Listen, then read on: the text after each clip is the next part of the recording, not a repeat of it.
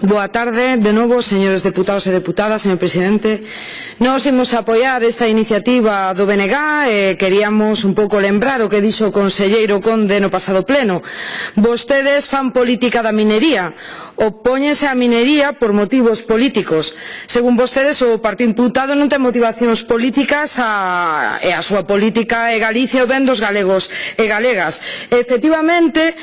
digan o que digan, a súa motivación claro que é política, e as motivacións das decisións que se toman aquí sempre son políticas e baseadas en distintos criterios. Pódense basear en informes de expertos, na legislación que a miúdo se inspira en diversas ideoloxías ou intereses, outras veces en criterios medioambientais e que veñen da Unión Europea, e iso se traduce en políticas de defensa ou ataque do territorio, do futuro do noso país e dos galegos e galegas en función de cales son os verdadeiros intereses e prioridades dos distintos grupos desta Cámara. Política para que se cumpran as leis se as actividades mineiras son compatibles ca conservación do medio ambiente e o desenvolvemento socioeconómico do territorio. Este é un claro exemplo.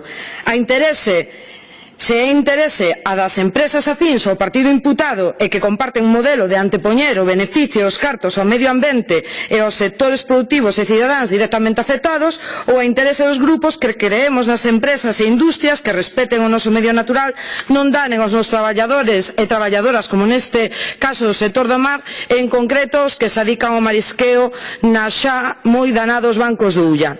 Nós non estamos en contra das industrias e do emprego, ao revés, pero sí que exiximos industrias e empresas que respeten o medio ambiente, cumplan a legislación neste eido e que non danen a cidadanía,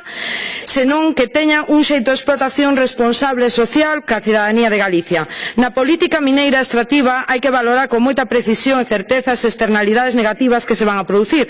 para ver se compensan as aportacións positivas ao territorio, ao emprego e á economía das zonas afectadas. Tendo claro que se as externalidades negativas e os riscos para o medio ambiente son inasumibles, independentemente das posibles repercusións positivas, hai que rexeitar de plano estas explotacións, e iso non é facer política partidista,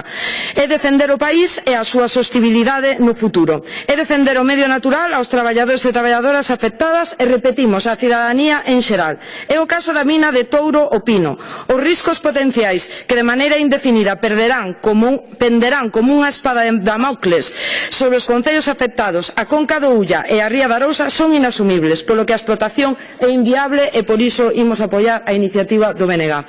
Ante esta situación, efectivamente, hai que facer política para cambiar as consecuencias nefastas das políticas do partido imputado. Ante todo, isto na pasada Comisión Sexta, tal e como me comentaron os compañeiros Pancho Casal e Juan Merlo comparte tamén comigo a Comisión Oitava de Pesca e Marisqueo, o señor Tahoces acusounos de estar en contra da libre implantación. Saiulle, polo que me comentan os meus compañeiros, eu estou de acordo no que realmente pensan, que se estamos en contra da barra libre das empresas foráneas que se levan os beneficios, se deixan poucos empregos, destrozan o medio natural galego, e miren, se non o creen, poden mirar as estadísticas de multilocalización empresarial. Así que, de novo, falla o método Feijóo de construir relatos e premisas falsas con datos verdadeiros e demostra que minten. Xa o asunto en concreto en relación a esta PNL, vemos que os sondeos e prospeccións mineiras que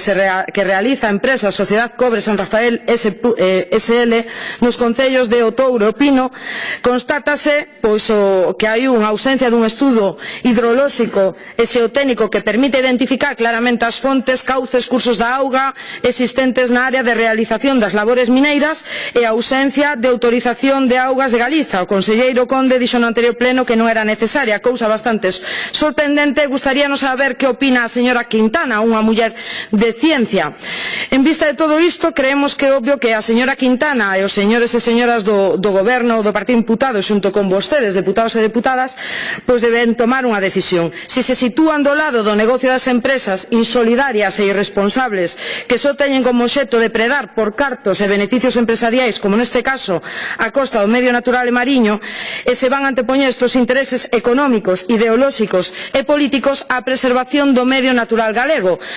e que o van antepoñer aos traballadores e traballadoras dos sectores produtivos que viven dos bancos da Ulla, directa e indirectamente, polo tanto, a maioría social dos galegos e galegas. Que se poñan de acordo os dous conselleiros, tanto a señora Quintana como o señor Conde, en que van defender e sexan coherentes. Nos pedimos de que se poñan do lado de Galicia, desta maltratada terra entre as súas decisións políticas, verquidos nas rías, Prestige, Lunes, etcétera, e que se poñan do lado dos traballadores e traballadoras do sector do mar e da cidadanía de Galicia, que bastante maltratada está polas decisións baseadas en intereses políticos e ideolóxicos do Grupo Popular.